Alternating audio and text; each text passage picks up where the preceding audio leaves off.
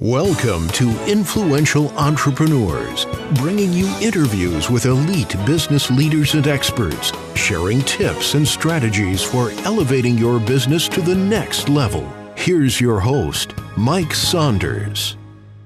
Well, hello and welcome to this episode of Influential Entrepreneurs. This is Mike Saunders, the Authority Positioning Coach. Today we have with us David Yudis, who's the founder and president of Potential Selves. David, welcome to the program. Thanks, Mike. Great to be here. Hey, so I want to learn a little bit about your background and what led you to launch your program and company called Potential Selves, but I love how this just sounds, right? It's our self and it's our potential self. It's future pacing. It's where we should be, could be, and will be if things are done right. So I'm excited to learn what Potential Selves is, but give us a little bit of a lead into yourself, what's your background, and what led you to launching Potential Selves. Happy to do, and thanks for the opportunity, Mike. And you really landed it spot on. I feel like I've been doing this work my entire life. It's almost been like a calling from early on. I happen to be a psychologist. I'm a business psychologist. I started on more the clinical side, but I also went to business school and have some background with an education degree prior to that. I have been on the human capital side of working in corporations throughout my career and running Potential Selves now for about a decade. But the meat of my internal career, I spent over a decade at the Walt Disney Company and really got to work with a lot of people around the world in a lot of different places with some great challenges and saw a real formula for how we create our futures and really work on them by bringing them into the present. And that was the launch of Potential Selves. Specifically, the name comes out of work I did in my dissertation during my doctorate. You know, it's interesting.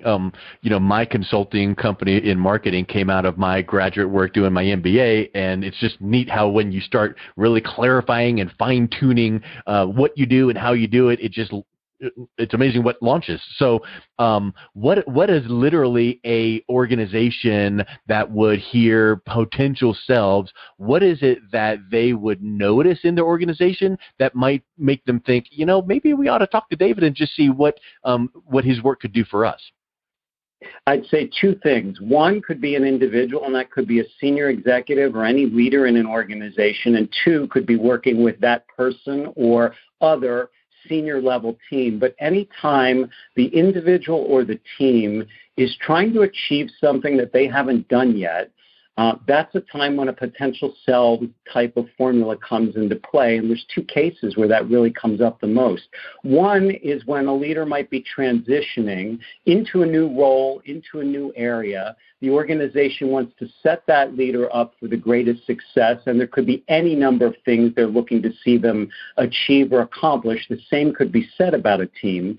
The second is when an organization is thinking about succession planning, and they've got a particular leader targeted to move into another role, and they're not there yet because there may be any number of issues that they want to see them work on. And to best fortify them to achieve that success when they make that move, they want them to work on X skill set. And that's, again, where a Potential Selves type of formula comes into play. That also plays out for a team that is trying to grow their bottom line, a team that is trying to innovate a new product line or a service, a team that has added a new part of another team into its organization and now has to integrate together. Any of those situations are where Potential Selves can truly be achieved. And thinking about a deliverable or an experience, of course, I don't know the answer to this, so I want to ask you, when some organization says, yes, you hit every hot button that we need, let's get to working together, are you going to send them 9 PDFs and say, here you go, or a portal to log in and you're on your own, or are you working with them, rolling up your sleeves, dialing in with the upper management and making sure that the vision is right, working with the different various teams to make sure everything is executed?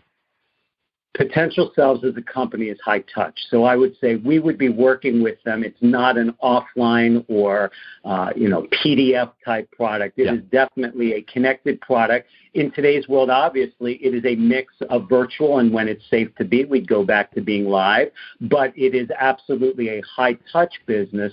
And again, there's two particular things that would come into play, Mike. One is executive coaching, and the other is work that is team effectiveness. So let's talk about each one of those. Executive coaching is probably like it sounds, where you want to work with the upper management and executives to have them become their better potential selves, so that it trickles down to the organization as a whole, right? I think the greatest way to think about it is senior leaders are the ones who have the greatest potential to touch the largest number of people across any organization. Yet, they may never be the ones who are actually touching or interfacing with their consumer, the outside world. But it is their leadership that truly working through people gets their product or service out to touch their people, forms the impression of their brand and their company in the outside world. So yes, executive coaching in working with them and their leadership styles will have the greatest impact on the largest number of people across an organization. Yeah, because it's kind of like I'm walking my talk, and watch how I'm doing things, guys, and follow me. And you're not just sitting there in the corner office, barking out orders going, you guys need to improve and stop doing this and start doing that. Here's the leadership team executives that are going, let me show you something. I feel like I need to improve here. I'm doing it. Watch me and come with me. And then when you merge into now starting working with their internal teams, now they're more receptive because they see the big cheeses doing it. They're like, well, yeah, I see him rolling up his sleeves or her doing these actions. We're in. Mike, yes, and the and is consider the opposite. So a leader isn't even aware of what impact they're having if they're holed off in their own office, or they don't communicate well or often with their people, their teams. What does impact? What does that mean for those people that they are not touching or that they're touching adversely? It probably has great ramifications, and that's really important. 100%. So I know that you talk about people or organizations being able to improve their odds at winning. And I would suspect that you cannot say, let's 10x your results, but any incremental, kind of like the compound effect, any incremental improvement, and then the next step is an incremental improvement on that first improvement, it starts to amplify. So what are the processes look like when you're working with someone or an organization to improve their odds at winning? I think you're spot on, but I'm gonna jump on top of one thing. Is that I think you can 100x your odds, and here's how. Oh, wow. I don't think this formula has changed over time at all. It's got a couple of parts to it. Here's one. The rules of engagement are always going to be founded in emotional intelligence. I mean, at the end of the day, that's how people interact, right? And two things to that, right? One, know thyself. I've been preaching that my whole career, still working on it myself. The more you can know your own strengths, opportunities to develop your own capabilities, critical. Two, know how you impact others. And there's different ways to get at that. One is through getting feedback. Two is through your own self-disclosure with people you trust, with your team. But knowing how you impact others is critical. Know self, know how you impact others.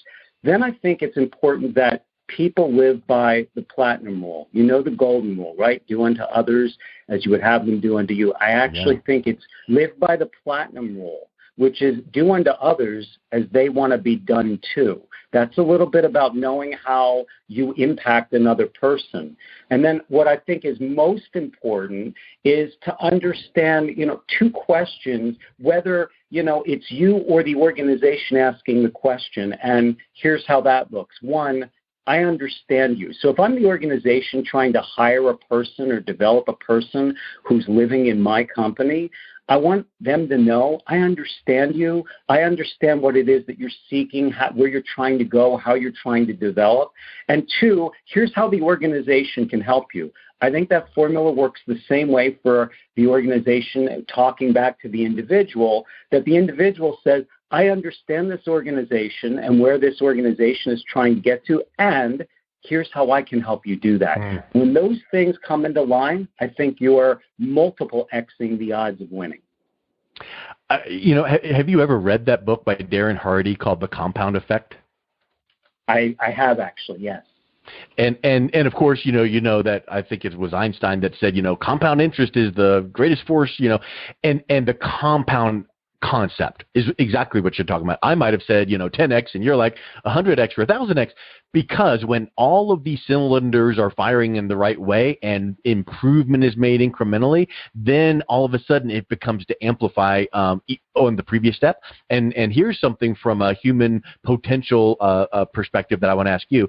Do you find when you're working with people or organizations that it's almost like they're at a standstill, and it's like, oh yeah, we know what we ought to do, but it's this insurmountable task. But when they make this first step and they see a little bit of, a result, then it encourages them to take the next step. And then all of a sudden they're like, well, that was easy. I can do that next thing David told me about. And yeah. And they start getting really excited because these baby steps are starting to gain that momentum.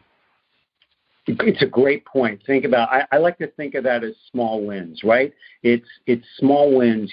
A number of small wins add up to a championship, right? They get you across the finish line, but you get the small wins kind of taking them each day, one thing after another. That's really what Potential Selves is founded in. The tagline for Potential Selves, Mike, is realize your possibility. And what the research said, this goes again way back to my grad school work, was people don't actually create possibility. And when you don't create possibility, you can lose hope. You can get stuck. To use the example you just used, one can become complacent, and that includes an organization as well. So part of the work that we really do is to really get clear and ensure that the individual, the team, or the organization itself is clear on and generating what their realistic possibilities are. By doing so, two things are happening. Literally, biologically, there are changes in one's brain. And two, by doing that and following through on it, using that idea of small wins, small steps at a time, you are literally changing what your future looks like and bringing it into present to make it reality. That's Potential Selves in a line. And doesn't future pacing have an element in that as well? Absolutely. Yeah, I think that's huge, because I think real estate agents use that. Hey, we're standing in the living room. Where do you think you would put your couch? And they're like, oh, well, I think it would go here. So I think that's a really, really big aspect too. That's pretty cool. There's a great quote. I love this one, Mike. It says, success is a journey, not a destination. And to use what we're talking about here, I think it's the trip that you take that matters. So you have to be focused on the trip. Of course, we're going after the goal, the destination, crossing the finish line, but it's really about the trip that's going to get us there that's most important. Yes. Yeah, I think that's a really good point. So let's think about like that end destination, begin with the end in mind, as Stephen Covey used to say. How is success evaluated from the perspective of the long run? So I shared, I spent over a decade at the Walt Disney Company. And what was really cool, there were lots of quotes, sayings, phrases, ways to conceive of kind of achieving future. Here's one, a quote that Disney said. He said, if you can dream it, you can do it. That's a well-known one. I really like that one. I like to take that approach, though, and plus it, if you will, or add to it, turn it around a little bit. And the way I think about that is, if you do it, you must have been dreaming about it. What does that mean? In very simple terms, it means, success can be evaluated in the long run looking at how you've put that trip together. What actions have you taken? And we can get really laser focused about this. What did you do today, Mike? If we're saying that you are trying to reach or create X potential future, what did you do today to ensure that you get there? And when I'm working with an individual, with a client, that's really what we're focused on. What did we do today? How do we add that to what we did yesterday? How does that get us to tomorrow? And as we're looking at the long run, are we taking the steps that we need to further create the reality that we are trying to endeavor towards? 100%. Well, David, it's really, really good chatting with you here today. What's the best way that people can reach out, connect with you, and learn more? Anyone can reach out to us via the website. It is potentialselves.com. That's the two words together, the word potential with the word selves, S-E-L-V-E-S. That is the plural of self, Mike. So it's multiples, right? Like what we were talking about there, potentialselves.com. Love it. Well, thanks a million for coming on. It was really good meeting you. Awesome. Really appreciate you having me on. Thank you. You have a great day. You've been listening to Influential Entrepreneurs with Mike Saunders. To learn more about the resources mentioned on today's show or listen to past episodes, visit www.influentialentrepreneursradio.com.